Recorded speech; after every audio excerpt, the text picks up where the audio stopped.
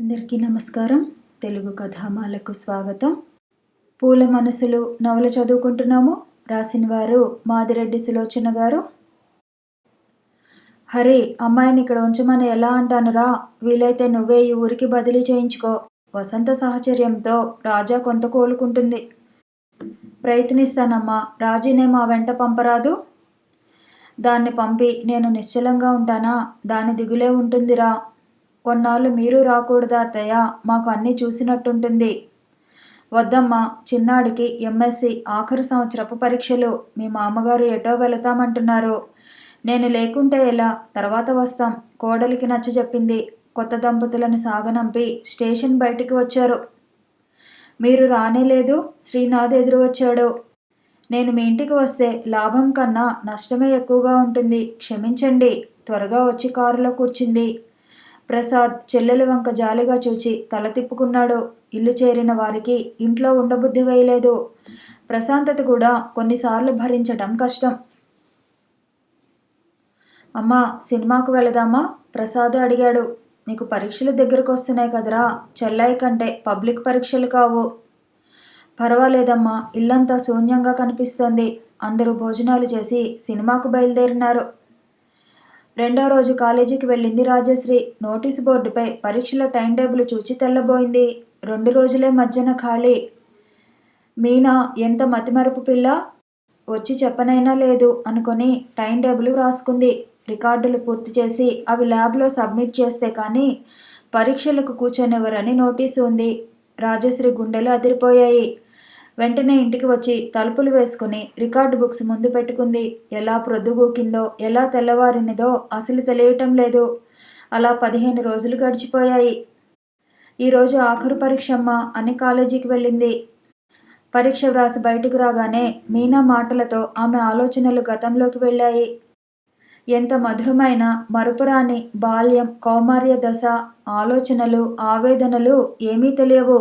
కడుపు నిండా తినటం, అరిగే వరకు తిరగటం, సినిమాలు, షికార్లు, రోడ్డున పోయే వారికి వంకలు పెట్టి నవ్వటం.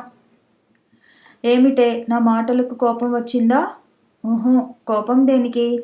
మరి అలా తీవ్రంగా ఆలోచిస్తున్నట్టు ముఖం పెట్టావెందుకు?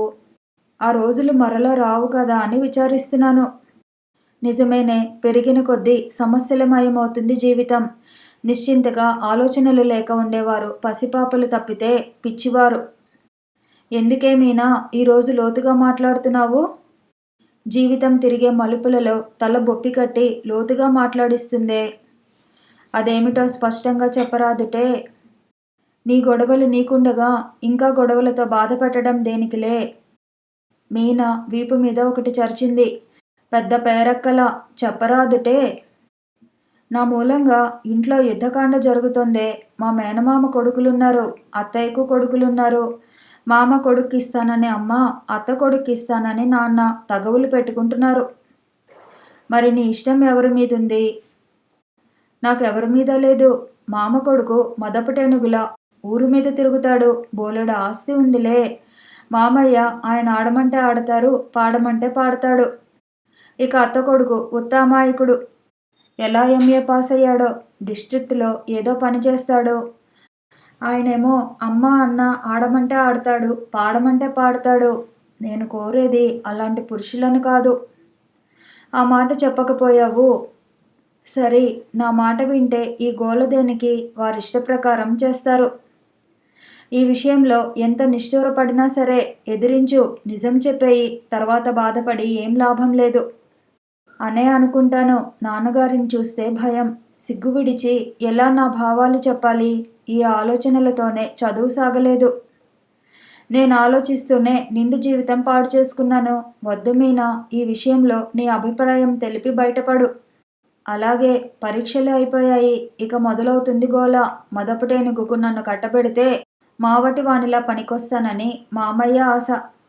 అమాయకుడైన కొడుక్కి మేనకోడల్ని చేస్తే అన్నీ చక్కదిద్దుకుంటుందని అత్తయ్య ఆలోచన. చెప్పాను కదా, ఇప్పుడే త్వరపడు. పద, మన గురువుగారి వద్దకు వెళదాం. ఏం సలహా ఇస్తుందో. ఈ మధ్య సుమతిని గురువుగారు అంటోంది మీనా. దాని పాప పేరు నాకు భలే ముద్దొస్తుంది. నీలిమ. బాగుంది కదూ? అది ఏం చేసినా నీకు బాగుంటుంది. ఒక్కసారైనా మా ఇంటికి వచ్చావుటే. అంతా చెప్పాను. నా నీడనే అసహ్యించుకుంటోంది లోకం. నిన్ను ఇరుకులో పెట్టడం కూడా దేనికి? అర్థం చేసుకో అన్నది. నెమ్మదిగా ఇరువురు బయటికి వచ్చి బస్సు దొరకదని రిక్షా వేసుకుని సుమతి ఇంటికి బయలుదేరారు. అక్కడ అరగంట కూర్చుని వచ్చేశారు. సుమతి అత్త వచ్చింది. వారికి మాట్లాడుకునే అవసరమే రాలేదు. సినిమాకు వెళదామన్నది మీనా. వద్దని ఇంటికి వచ్చింది. వసంత ఉత్తరం పడి ఉంది. ఆత్రంగా విప్పి చదివింది. తను కొత్త సంసారపు విశేషాలు, క్షేమ సమాచారం తెలిపింది. రాజశ్రీ తోటలో అడుగుపెట్టగానే ఏవో తెలియని అనుభూతులు ఆమెను ఆవరించాయి. ముత్యాలు వెనుకగా బ్యాగు పట్టుకుని వచ్చాడు. తాత ఎదురు వచ్చి ఆమె పాదాలపై వ్రాలాడు. అతనికి రామ్యడ అత్యంత ఆదరాభిమానాలున్నాయి. అందువల్లే అతని భార్య అని ఆమెకు అంత గౌరవం ఇస్తున్నాడు. పెద్దవాడివి, ఇదేం పని తాత? లే. అతను కళ్ళు ఒత్తుకున్నాడు. ఎవరు తాత? కొండయ్య బయటికి వచ్చాడు. మీరా, రండి. మరే ఉత్తరాలు రాలేదండి విచారంగా చూచాడు కొండయ్య. ఇప్పట్లో రావని తెలుసు. నేను కొన్ని రోజులు ఇక్కడ ఉండాలని వచ్చాను. అభ్యంతరమా? ఎంత మాట!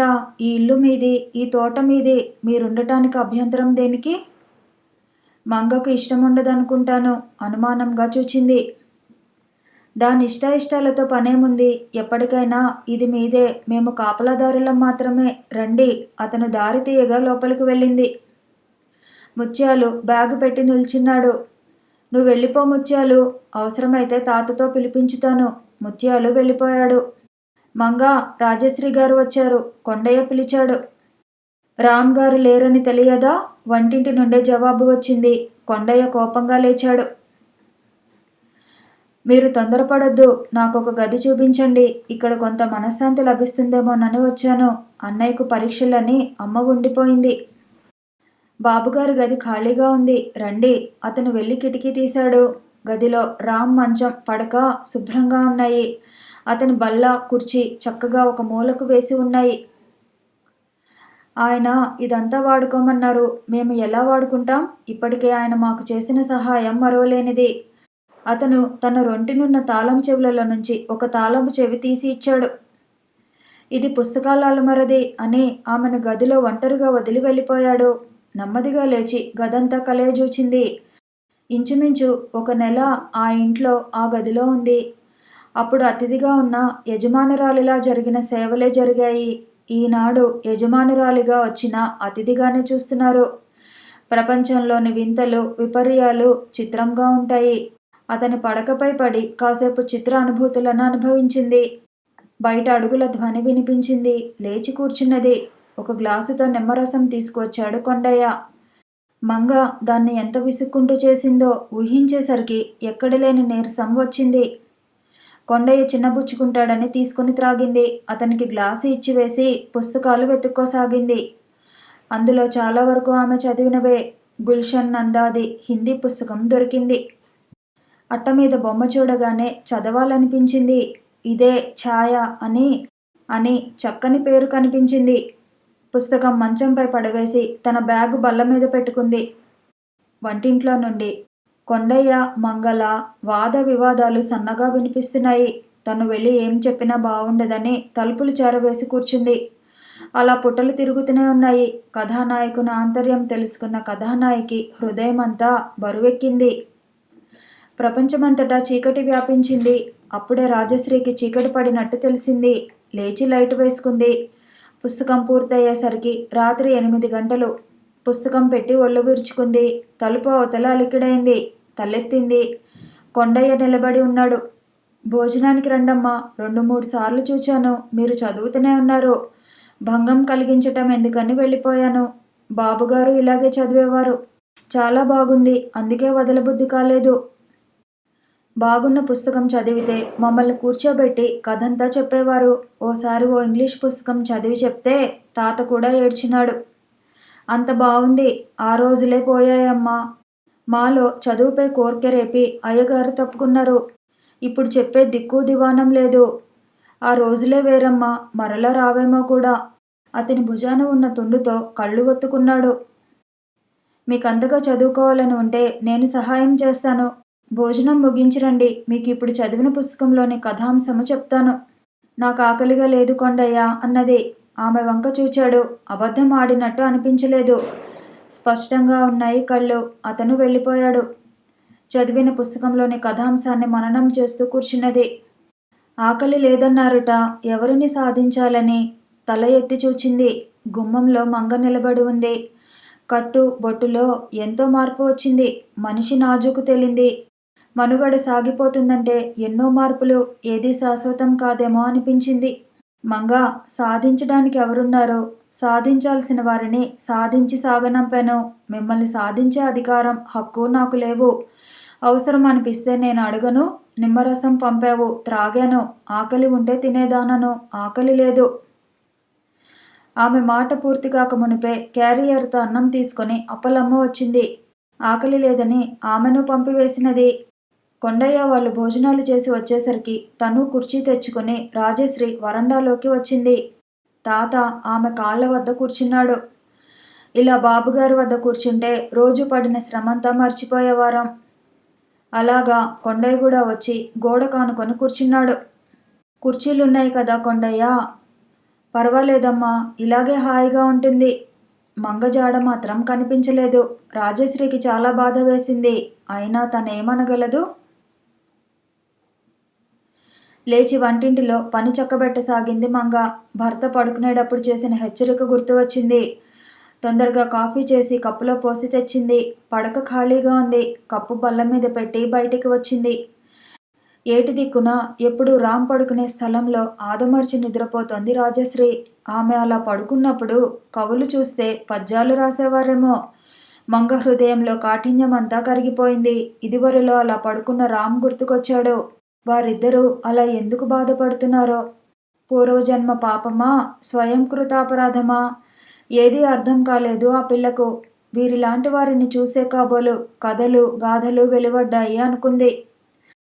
నెమ్మదిగా వెళ్ళి ఆమె తలవైపున కూర్చుంది. ముఖాన పడిన ముంగురులను వెనక్కు నెట్టింది.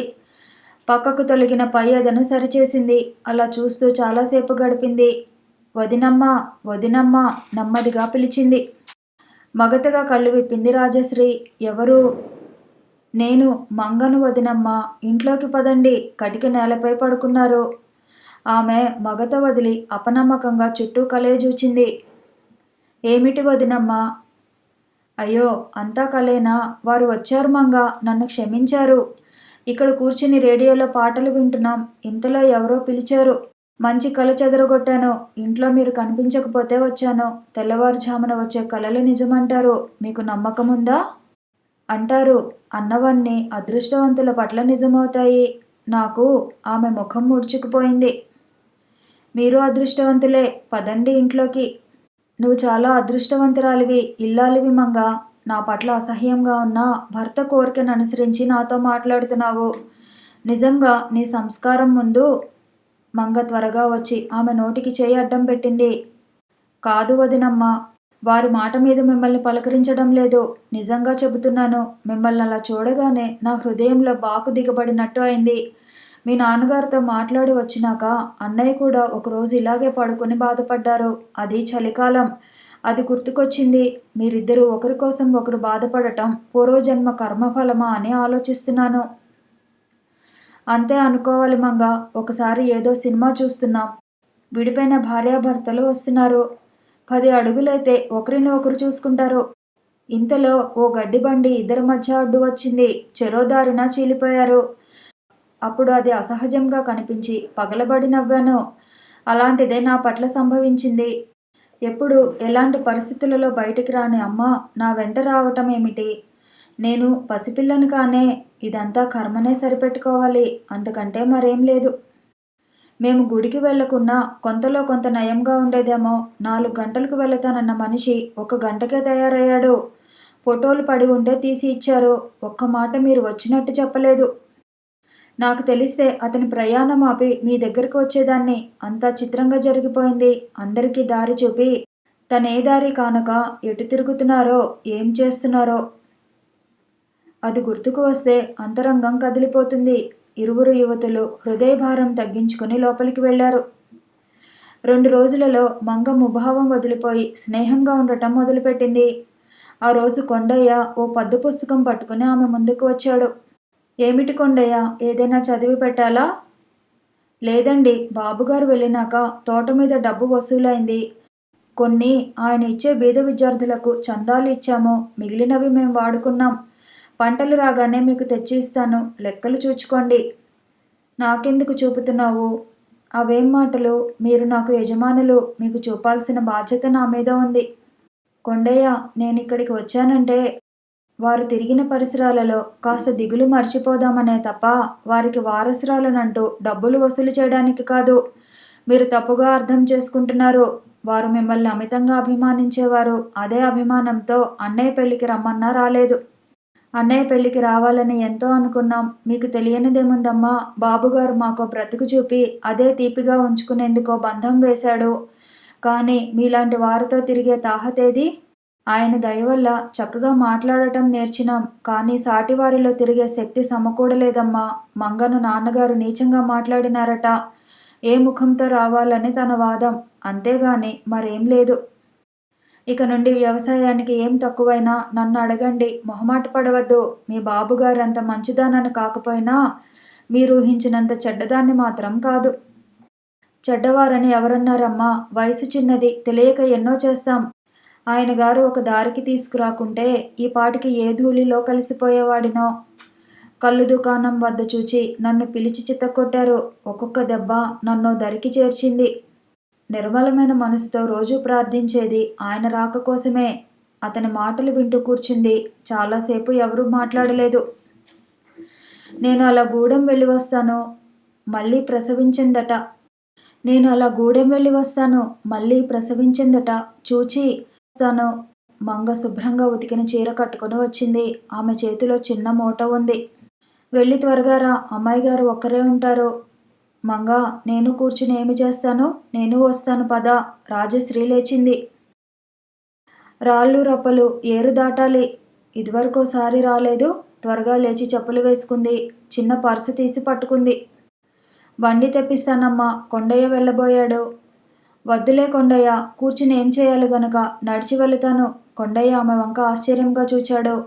2 సంవత్సరాలలో ఎంత మార్పు! ఆనాటి అహంకారపు చేష్టలకు ఈనాటి సౌమ్యమైన మాటలకు పొత్తే లేదు.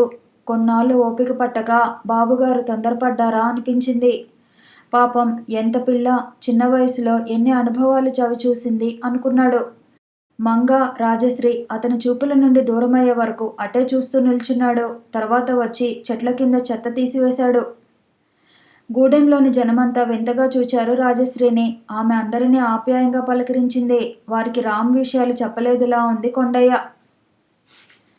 బాబుగారు ఎక్కడో పనిచేస్తున్నారట. మీరు వెళ్ళలేదా అమ్మా? ఒకరు అడిగారు. అప్పుడేనా? నా చదువు అయ్యాక వెడతాను. ఏం చదువులమ్మా? మీరో చోట, ఆయనో చోట. మెల్లగా చదవచ్చులే అని ఇంకొకరు. తృప్తి మనం తెచ్చుకున్నంతలో ఉంటుంది. చదివింది చాలు. బాబుగారు ఒంటరిగా ఉంటే ఏం బాగుంటుంది. మరొకరు. ఈసారి కార్డు రాస్తే మేము అడిగినట్లు రాయండమ్మా. ఇంకొకరు. వారి మాటలు వింటుంటే హృదయంలో సూదులు గుచ్చినట్టు కాసాగింది. తనను తాను సంభాళించుకున్నట్టుకు చాలా కాలం పట్టింది. ఆమె పడే అవస్థ మంగ గమనించినట్టుంది. మీకు నోటి తీపరం ఎక్కువ. అమ్మాయి గారి కన్నా మీకు ఎక్కువ తెలుసా? మిమ్మల్ని చూడ్డానికని ఆవిడ వస్తే తలో మాట చెప్తారేమిటి? నీకే కష్టంగా ఉందా మంగమ్మ? ఆమెకు కష్టంగా ఉన్నా మీలా బయటికి చెప్పలేదు. వెళ్ళే నాటికి వెళుతుందిలే. మళ్ళీ ఇంట్లోకి దారి తీసింది మంగ. నులక మంచంలో పాత చీరపై పడుకుంది. బాలింతరాలు. పాత గుడ్డలు మాత్రం దండిపరిచి పాపకు మెత్తగా ఉంచింది. లేమిలో కూడా సంతానంపై ఇంత ప్రేమ చూపగలరు. తల్లి ముఖంలో తనకు లేదు అన్న చింత లేనట్టుంది. మాతృత్వం పొందినందులకు కాబోలు ముఖం గర్వంతో వెలిగిపోచున్నది. మంగ ఓమనిప్పి ఆమె తలవద్దనున్న పళ్ళెంలో పోసింది. నీ పాప నీలాగే ఉంది. నీ మొగుడిలా నల్లగా ఉంటుందనుకున్నాను. పోనీలే, వాడి గుణాలు రాకుంటే నయమే. తాగుబోతు. ఊరుకో మంగమ్మ, ఏం మాటలవి? గూడెంలో తాగని మొగాడు ఎవడే? భర్త ఎంత చెడ్డవాడైనా వారికి అభిమానమే. అంతస్తు ముసుగుచాటున దాక్కున్న తనలాంటి వారికే అభిమానం ఉండదా అనుకొని బాధపడసాగింది రాజశ్రీ. మొగుడిని అలా వెనక్కు తీసుకుని పాడు చేశావు. సరేలే, పసిపిల్లలకు చొక్కా వేయరు? నీ వద్ద పాత బట్టలు ఉంటే 2 చొక్కాలు కుట్టి ఇవ్వరాదు? అట్లాగే మళ్ళీ రావటం కుదరదు. మీ దొరగారిని అలా వచ్చి తెచ్చుకోమను. కూడు వండి పడేస్తున్నాడుటే. రాంబాబు పుణ్యమా అని దొరలాంటి కొండైన కట్టుకుని ఏం వేషాలేస్తావే? ఆ మాత్రం అన్నం పెట్టదా? మీ అయ్యను ఓ మూలకు నెట్టింది. గుడిసె బేరం పెట్టింది పిన్నమ్మ. నాకది పిన్నమ్మ. మళ్ళీ అను, లెంపలు వాయిస్తాను. పోనీ ప్రాప్తం ఉన్నవారు తింటారు. ఇద్దరికి రెక్కల్లో సత్తు ఉంది. చెరొక పని చేసి బ్రతుకుతాం. ఎంత ధీమా! పాప చేతిలో 5 రూపాయలు పెట్టింది రాజశ్రీ. అవి చనువుగా మంగలాక్కుంది. 4 చొక్కాలు వస్తాయి. మళ్ళీ మహాతల్లి సాయంత్రం రాగానే అయ్యగారికి అందిస్తుంది. మరి కాళ్ళకడియాలు నువ్వెందుకిచ్చావు మంగమ్మ? నేనేం త్రాగడానికి ఇవ్వలేదులే. గేదెను కొంటానంటే ఇచ్చాను. నాకెందుకు? తీసుకో. నోటు మళ్ళీ ఒడిలో పడవేసింది. ఇరువురు వెనుదిరిగారు. రాళ్ళు రప్పలు. మహా ఇబ్బందిగా ఉంది దారిలో నడవటం. ఆ దారినే అంధకారంలో ఒక రాత్రి వెళ్ళింది. కానీ ఎలా, ఏమాత్రం బాధ లేకుండా రామ్ పువ్వుల అపురూపంలా ఎత్తి తీసుకుపోయాడు. అతని అభిమానాన్ని అర్థం చేసుకోలేని అంధురాలు తను. నడవటానికే కష్టంగా ఉన్న దారిలో తనను ఎత్తి ఎలా తీసుకువెళ్ళాడా అనే ఆలోచన రాగానే ఆమె కనుల వెంబడి నీరు వచ్చింది. ఈనాడు తను నోరు తెరిచి అడిగినా చేయూత ఎవరిస్తారో? అభిమానం, అనురాగం ఉన్నప్పుడు అసాధ్యం కానిది లేదేమో. రామ్ అలా ఎత్తుకోవటం మూలాన ఎంత గమ్మత్తు జరిగింది ఆనాడు. ఆ మధురిమను అనుభవించలేకపోయింది. ఈనాడు ఊహలే తీయగా ఉన్నాయనిపిస్తుంది. వెనుకబడిపోయారు వదినమ్మ. నా మతికూల. అసలు మీకు అలవాటు లేని దారి కదా. నేను తొందరగా నడుస్తున్నాను.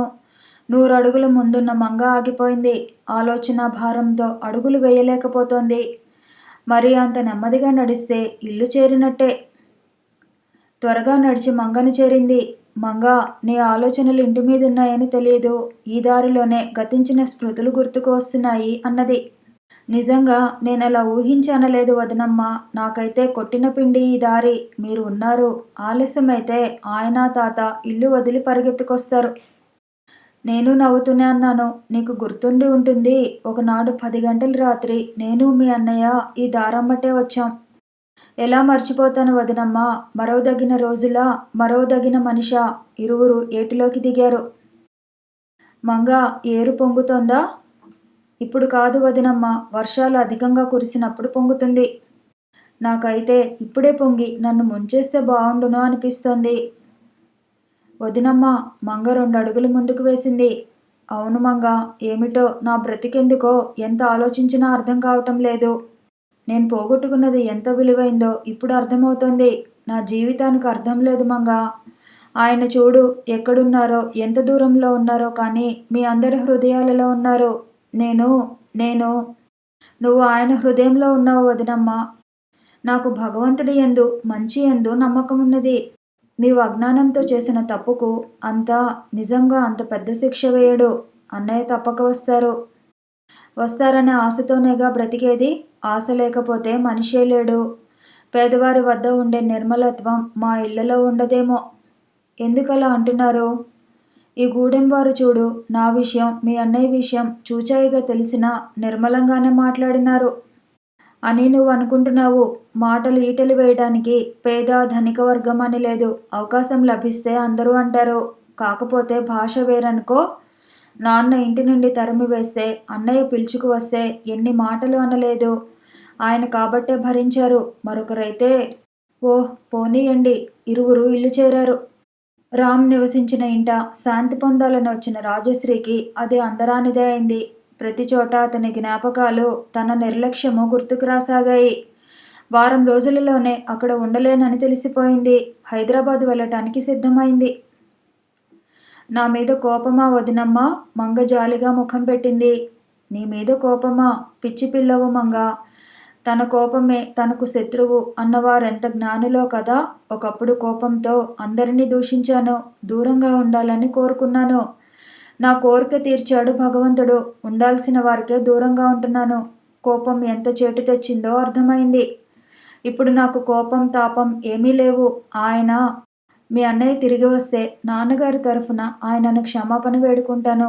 క్షమించి గతం మర్చిపోగలిగితే మంచిదే. లేకుంటే ఏమవుతుందో చెప్పలేను. వదినమ్మ, అంత నిరాశగా మాట్లాడవద్దు. నాకేదో భయంగా ఉంది. మీరుంటే కొంత ఉల్లాసంగా ఉండేది. పర్వాలేదు, మళ్ళీ నీకు కొడుకు పుట్టినాక వస్తాను. ఏమిటో ఈ జ్ఞాపకాల సుడుల నుండి తప్పుకోలేకపోతున్నాను. వివాహమై వచ్చిన కొన్ని రోజులకు నేను బీదగా జీవించే అందుకు కారణమైన ఈ మొక్కల మీద విపరీతమైన కోపం వచ్చింది. అన్నింటినీ నాశనం చేయాలని వచ్చాను. వారు ఎటు నుండి వచ్చారో నా ఎదుట నిలిచినారు. వాటిని పెరకటం అంటే నా ప్రాణాలు తీయటమే అన్నారు గంభీరంగా. ఆయన అన్నంత పని చేస్తారని భయంగా లోపలికి పరిగెత్తాను. ఈ ప్రాణప్రదమైన మొక్కలను చోటును వదిలి ఎలా వెళ్లారో. అవన్నీ జ్ఞాపకం చేసుకోకండి వదినమ్మ.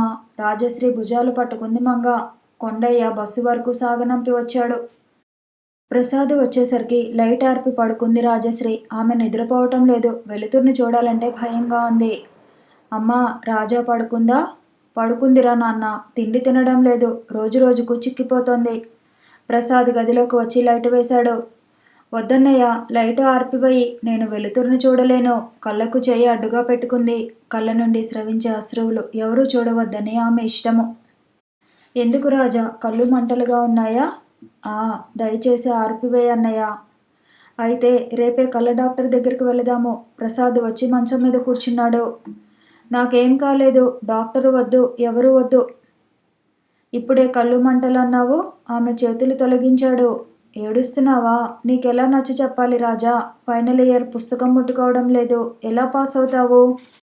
పాస్ అయ్యి ఎవరిని ఉద్ధరించాలి? పోనీలే, ఎవరునా ఉద్ధరించేందుకు కాదమ్మా. నీ బ్రతుకు నువ్వు బ్రతకాలి కదా. నా బ్రతికేమిటన్నయ్యా? ఇంత అన్నము గుడ్డలు మీరు పెట్టలేరా? నీతో ఎలా వాదించాలి రాజా? అన్నము లేదని కాదమ్మా. రామ్ తప్పక వస్తాడు. నువ్విలా ఏడుస్తూ కూర్చునే కంటే ఏదో ఉపయోగమైన పని చేస్తేనే సంతోషిస్తాడు. అదీకాక కాలం మారిపోతుంది. మన ధనము ఈరోజు ఉండొచ్చు, రేపు పోవచ్చు. స్వతంత్రంగా జీవితం సాగించే అర్హత సంపాదించుకోవటంలో తప్పులేదు. నా చదువు మీదకి మనసు పోవటం లేదు అన్నయ్య. ఆయన వస్తారనే నమ్మకం కూడా లేదు. నాన్నగారు వారి కోసం కాశీ, గయా, అలహాబాదు అన్నీ వెతికారు కదా. పిచ్చిదానా, నాన్న వీధి వీధి వెతకలేదు. అతనెక్కడున్నాడో ఈయనెక్కడ చూచాడో వెతికితే లాభం లేదమ్మా. అన్నయ్య, ఓ పని చేస్తే పేపర్లో వేస్తే ఆయన ఎక్కడున్నా ఇంటికి రమ్మని.